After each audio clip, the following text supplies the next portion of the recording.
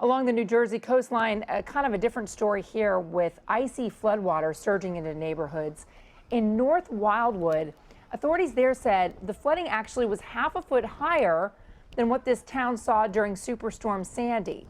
That was 2012. In Ocean City, streets were covered with as much as a foot of icy water, and then of course there was high tide, which made everything worse. Jericka Duncan is on the phone, heading now to Wildwood. So what's the situation here? They've got to go in and clean out ice?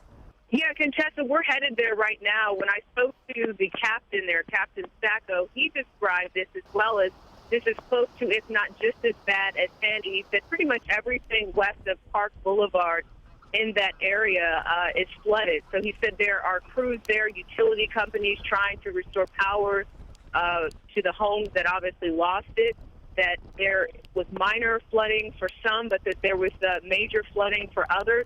So we're definitely interested in seeing that, because I think when you look at some of the images from other towns along the shore, like Manasquan, which is where we were for the past couple of days, you realize that there was some street flooding, but all in all, no one was comparing this to Sandy. So to hear that this small community down here in Wildwood, about 100 miles south from where we were, is saying that this is just as bad, if not worse than Sandy, definitely we are heading down there to really find out what's going on and just how that community is coping with the amount of snow, with the amount of surge, and as you mentioned, just that perfect storm with the lunar tidal, the full moon, and all of these things coming together. So we're headed down there right now.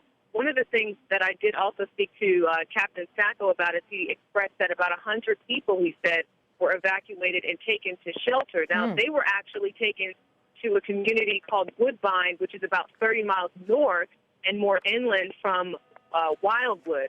So we're thinking about, or we're working on seeing if one of our crews can actually go to that location to see who is still sheltered in this Woodbine Developmental Center, apparently, and is still in need of help because maybe they couldn't meet up with friends and family, as a lot of people did last night, as well as go, of course, to the community where all of this stuff is happening. Also wanted to note that Governor Christie said this morning that all in all, things went well. There were a lot of people still without power, but he said there were fewer than 300 accidents total. I can tell you just 13 miles outside of Wildwood, again, we'll be there probably in the next 15 or 20 minutes, the snow is not heavy at all.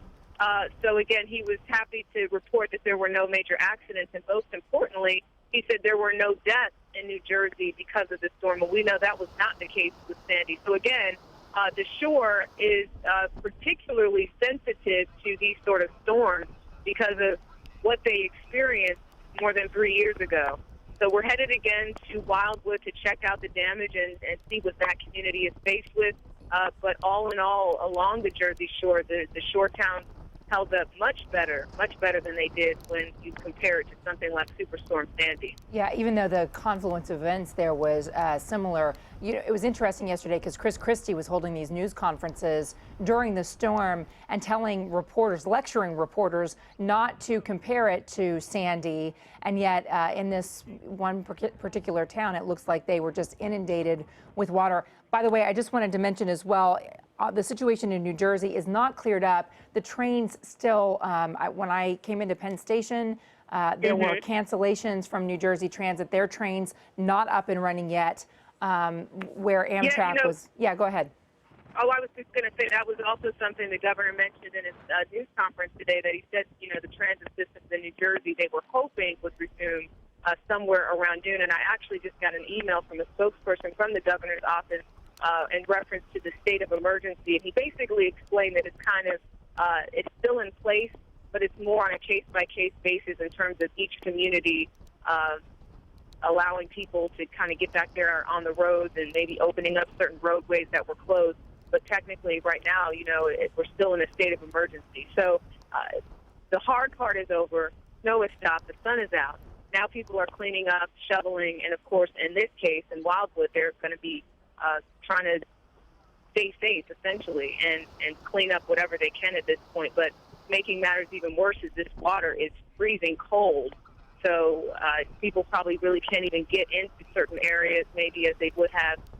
Again, I hate to go back and forth with Sandy, but it is different, but it's the same. At the end of the day, when you have people losing homes, their livelihood, businesses, or it's impeding business for them, they can't get to work or what have you, you do have to take that into consideration. So we're headed that way, and we will definitely be bringing our viewers the story tonight on the evening news, and of course bring you guys whatever pictures we can throughout today.